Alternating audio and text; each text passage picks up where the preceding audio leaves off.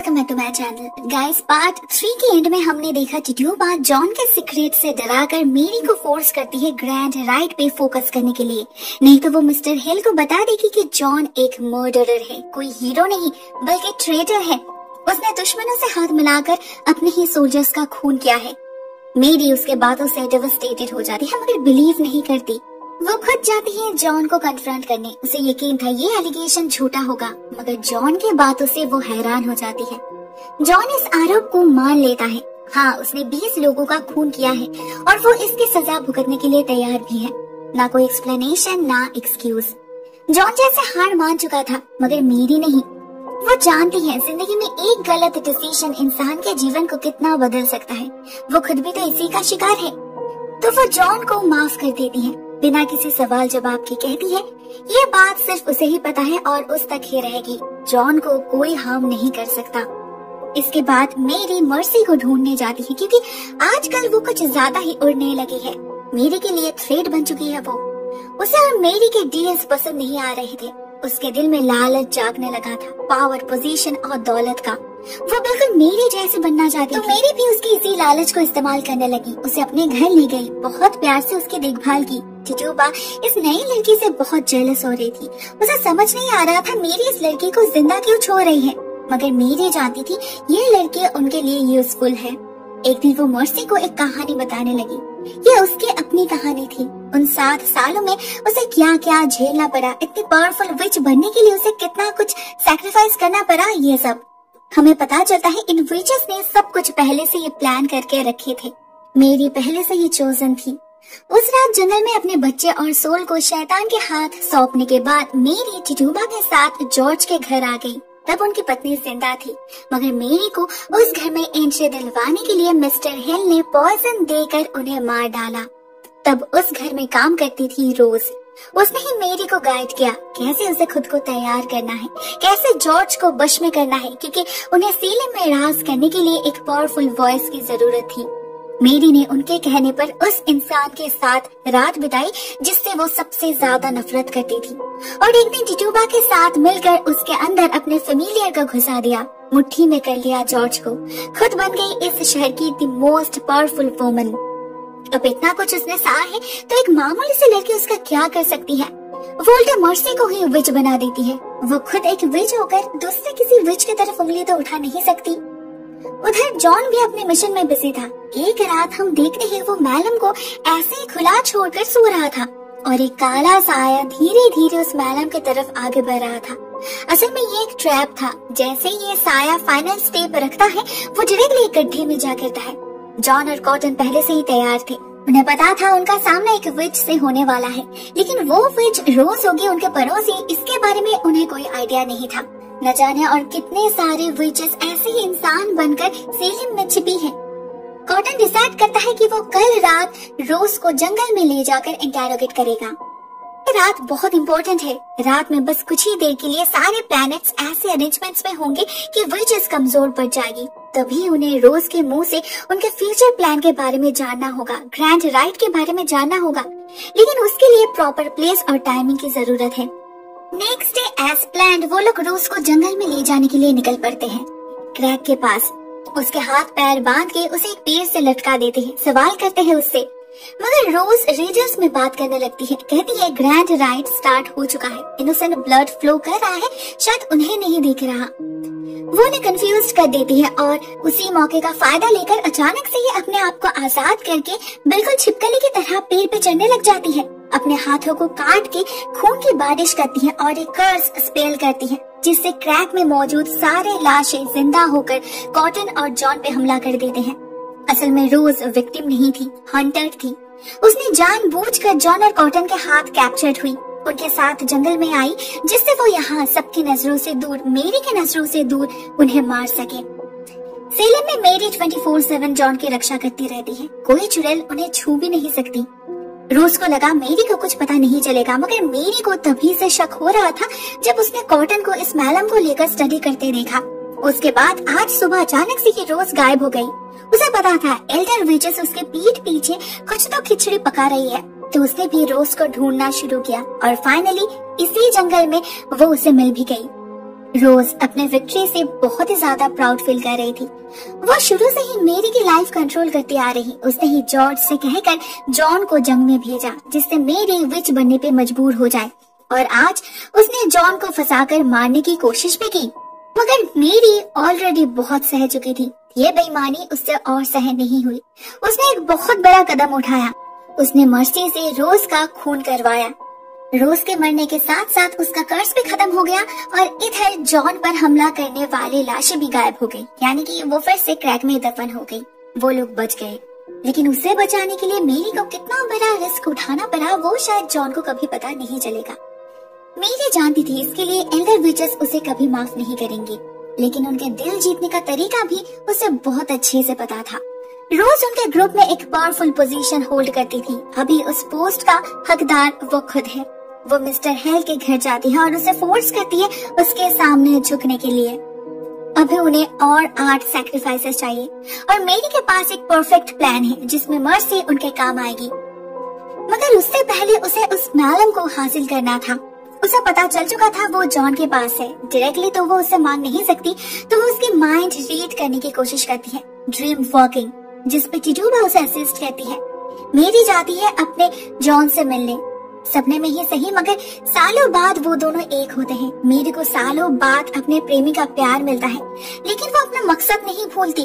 उसे पता चल जाता है कि जॉन ने मैलम को जायज के कब्र में छुपाया है। इससे उसका पर्पस जरूर पूरा हो गया, मगर जॉन काफी वल्नरेबल हो चुका था। वो ड्रीम और रियलिटी में फर्क नहीं कर पा रहा था। वो इतना कंफ्यूज्ड हो चुका था कि उसे एन में भी मेरी दिखने लगी थी। वो सबके सामने उसे किस करता है। ऑफ कोर्स एन कुछ माइंड नहीं करते, लेकिन बाकी लोग तो करते हैं। ऐसे कुछ दिनों तक चला। मेरी उसके सपने में विजिट करती रही। जॉन कुछ भी समझ नहीं पा रहा था उसके साथ ये सब क्या हो रहा है, मगर मेरी बहुत ही ज्यादा फोकस्ड थी। उसे अपना एजेंडा याद था। वो मर्सी को धीरे धीरे ट्रेन करने लगी, छोटे मोटे ट्रिक्स सिखाने लगी। एक बार मर्सी अपने दोस्तों को घर में इनवाइट करती है। उसके एक फ्रेंड डॉली की बंटलिंग होने वाली है आज रात जो बार्कर के साथ, जो डॉली को बिल्कुल भी पसंद नहीं। मर्सी उसके चाय में एक लिक्विड मिलाकर पिलाती है उसे, जिससे डॉली हेलुसिनेट करने लगती है। रात में बंटलिंग के वक्त उसे जो में कोई विच नजर आती है। वो इतना ज्यादा डर जाती है कि बंटलिंग कैंसिल करने भागती है। अब ये रिचुअल पता नहीं क्या था, मगर उनके लिए बहुत ही ज्यादा इम्पोर्टेंट था। डॉली ऐसे भाग आई तो जो के पेरेंट्स को बहुत इंसल्टेड फील हुआ। मिसेस बार्कर ने तो भरे बाजार में डॉली के माँ को धमकी भी दी। डॉली बहुत खुश हो रही थी, उसका रिश्ता टूट गया सोचकर, मगर उसकी माँ उस पर बहुत चिल्लाने लगती है। यही केओस मेरी चाहती थी, जिससे वो इसका फायदा उठा सके। वो उसी दिन मर्सी के सोल को भेजती है डॉली के घर, उसके माँ को डराने के लिए। मर्सी कुछ ज्यादा ही एक्साइटेड होकर उसे जान से ही मार डालती है। जो भी हो, उनका काम बन चुका था। जब सभी को उनकी लाश दिखी, सभी ने गेस कर लिया कि ये बार्कर फैमिली का ही काम है। जरूर वो लोग विच है, नहीं तो इतने ब्रूटली कोई इंसान तो खून नहीं कर सकता। उनके कहने पर पूरे बार्कर फैमिली को जेल में डाला गया। सभी तो तभी उन्हें फांसी देना चाहते थे, मिस्टर हेल भी। ऑफ कोर्स उन्हें तो चाहिए ही होगा, क्योंकि सैक्रिफाइस की उन्हें ज्यादा जरूरत है। लेकिन कॉटन ने बहुत मुश्किल से सभी को रोका। सभी को एक फेयर ट्रायल पाने का हक है। इस सब से बेखबर मेरी उस रात भी जॉन को लेकर बिजी थी। उसने जॉन को इतना हेल्पलेस कर दिया था कि जॉन उसे इन रियलिटी मिलने गया। फिर से एक बार उसे रिक्वेस्ट किया उसके साथ एक नई जिंदगी स्टार्ट करने के लिए, मगर मेरी का जवाब हमेशा की तरह नेगेटिव ही रहा। उधर कॉटन को अचानक बाहर कई सारे लोगों की आवाज सुनाई दी। उसने आइजैक से पूछा तो पता चला बार्कर फैमिली को जिंदा जलाया जा रहा है। वो हैरान हो गया, किसके परमिशन से? जवाब उसके कमरे में ही मौजूद था, उसके पिता mister Increase Mather, the most famous witch hunter के परमिशन से। वो सालों बाद लौट आई थी सीलम में, तो अभी कॉटन के परमिशन की किसे जरूरत? इंक्रीज को इमीडिएट एक्शन लेना पसंद है, ट्रायल किसी काम का नहीं। आज सुबह मिस्टर हेल और मैप इनके ही बारे में बात कर रहे थे। उन्हें खबर मिल चुकी थी इनके आने के बारे में। वो लोग बहुत ज्यादा डरे हुए थे, क्योंकि इंक्रीज कॉटन की तरह नहीं है, बहुत ही ज्यादा एफिशिएंट और एक्सपीरियंस्ड है। उनके नजर से बचना बहुत मुश्किल होगा। सबसे ज्यादा खतरे में तो मेरी थी, क्योंकि ये इंक्रीज जॉर्ज का बहुत अच्छा दोस्त है। इतने सालों बाद सेलिम लौटकर वो सबसे पहले उन्हें विजिट करने जाते हैं और उन्हें देखते ही मेरी की हार्ट बीट बढ़ जाती है। इन्हें मैनिपुलेट करना उसकी बस की बात नहीं। जॉर्ज को देखते ही वो समझ जाएंगे कि जॉर्ज बीमार नहीं बल्कि स्पेल बाउंड है। मेरी टेंशन में बढ़ जाती है। ऐसे में उसे क्या करना चाहिए?